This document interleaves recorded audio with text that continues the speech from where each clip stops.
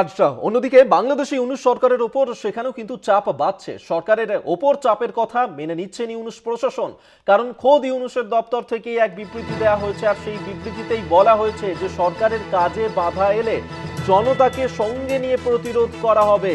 সেনা ও বিএনপির দাবি মেনে চলতি বছরের নির্বাচনে এখনো নারাজ রয়েছে ইউনূস প্রশাসন। তাহলে কি আবারও একবার সংঘাতের পথে বাংলাদেশ, আবারও একবার সংঘাত দেখা যেতে পারে বাংলাদেশ? কারণ যে গণ অভ্যুত্থানের পর বাংলাদেশে যে অশান্তির পরিবেশ তৈরি হয়েছিল, তারপর ইউনূস প্রশাসন তারা অন্তর্বর্তী সরকারের দায়িত্ব নিয়েছে, কিন্তু এবার তাদেরকেও চাপের মুখে পড়তে হচ্ছে। সেনা বিএনপির দাবি মেনে চলতি বছরের নির্বাচনে যদিও এখনো নারাজ রয়েছে ইউনূস প্রশাসন, তাহলে কি ফের একবার সংঘাতের পথেই হাঁটছে বাংলাদেশ? আমরা এই নিয়ে আরো বিস্তারিত জানবো। আমাদের সঙ্গে টেলিফোনে রয়েছেন আমাদের পলিটিক্যাল এডিটর আশিস চট্টোপাধ্যায়। আশিস দা, বাংলাদেশের অন্তর্বর্তী সরকারের ওপর ক্রমশই চাপ বাড়ছে, তাহলে কি ফের একবার সংঘাত দেখা যেতে পারে বাংলাদেশে?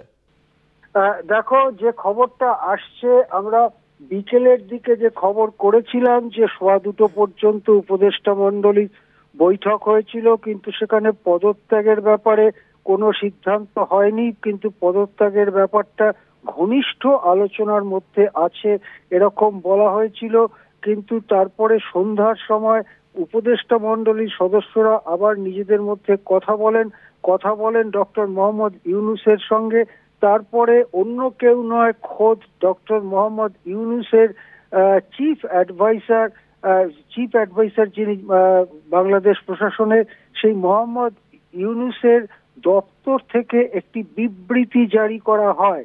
সেই বিবৃতিতে বলা হয় সরকারের স্বাধীনতা এবং কাজ করার যে সংস্কারমূলক কাজ করার যে উদ্যোগ, যে সমস্ত বিচার প্রক্রিয়া চলছে, তাছাড়া যেভাবে আমরা নির্বাচন করাতে চাইছি এবং সরকারের স্বাভাবিক কাজকর্ম, এগুলো যদি চালিয়ে যাওয়া অসম্ভব হয়ে দাঁড়ায়, তাহলে সরকার উপযুক্ত ব্যবস্থা নেবে জনগণকে সঙ্গে নিয়ে।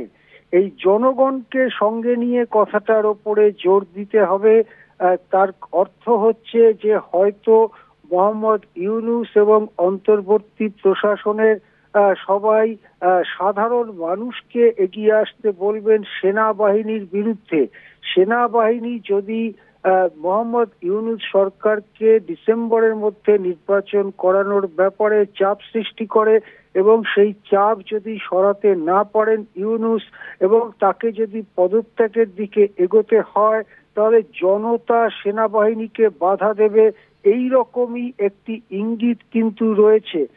এখানে স্পষ্ট বলা হচ্ছে গভর্নমেন্ট প্রয়োজনীয় ব্যবস্থা নেবে জনগণকে সঙ্গে নিয়ে। এটা কিন্তু কোনো একজন উপদেষ্টা এই কথাটা বলেননি। খোদ মুখ্য উপদেষ্টা ডক্টর মোহাম্মদ ইউনূস, যিনি প্রধানমন্ত্রীর দায়িত্ব পালন করছেন বাংলাদেশে, তার অফিস থেকে এই বিবৃতি জারি করা হয়েছে। আমরা জানি নির্বাচন করানো নিয়ে এবং আরো অনেকগুলো ব্যাপারে তীব্র মতপার্থক্য দেখা দিয়েছে বাংলাদেশের রাজনীতিতে। বাংলাদেশ সেনা যেমন চাইছে চলতি বছরের শেষ মাসের মধ্যে নির্বাচন করিয়ে ফেলতে, তার সঙ্গে পুরো সহমত বাংলাদেশের দ্বিতীয় বৃহত্তম পার্টি বাংলাদেশ ন্যাশনালিস্ট পার্টি।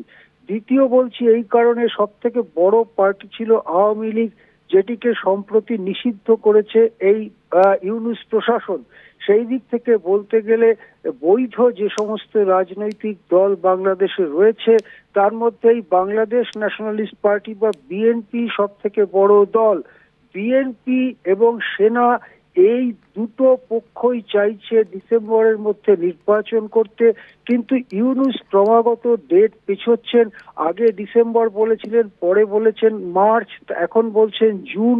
এভাবে তিনি ক্রমাগত দিনটাকে পিছিয়ে দিতে চাইছেন, আর এ নিয়েই সংঘাতের পরিস্থিতি তৈরি হয়েছে। বুধবার সেনাপ্রধান ওয়াকারুজ্জামান বলেছিলেন যেভাবে বাংলাদেশ সরকার চলছে এবং তারা যে সমস্ত কাজ করছে তা করবার ক্ষমতা তাদের নেই।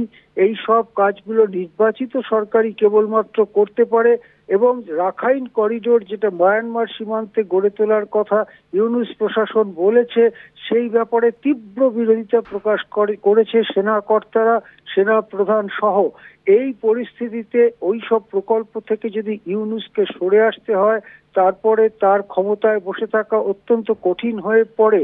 সেই জন্য এই চাপের মুখে ইউনূস এবারে জনতার দরবারে যাওয়ার ইঙ্গিত দিচ্ছেন। এর অর্থ হচ্ছে যদি সেনা ক্ষমতা দখলে এগিয়ে আসে তাহলে তার বিরুদ্ধে অন্তত বাংলাদেশের মৌলবাদী সমর্থক একদল মানুষ তার বিরুদ্ধে দাঁড়াতে পারেন, এই আশা নিয়েই মোহাম্মদ ইউনূস একথা বলছেন। এখন রাত 11টা বেজে গেছে ভারতীয় সময়ে, এখনো পর্যন্ত পদত্যাগের কোনো খবর আসেনি, কিন্তু গোটা ব্যাপারটা কিন্তু একেবারে পদ্মপাতায় জলের মতো, কখনো এদিকে কখনো ওদিকে গড়াচ্ছে। শেষ পর্যন্ত কি হয় আজকে রাতের মধ্যে কোনো নাটকীয় ঘটনা ঘটে কিনা তার জন্য আমাদের অপেক্ষা করতে হবে। একেবারেই আশিস দা, অবশ্যই আমাদের নজর থাকবে সেদিকে। আপাতত ধন্যবাদ। আমরা কথা বলছিলাম আমাদের পলিটিক্যাল এডিটর আশিস চট্টোপাধ্যায়ের সঙ্গে।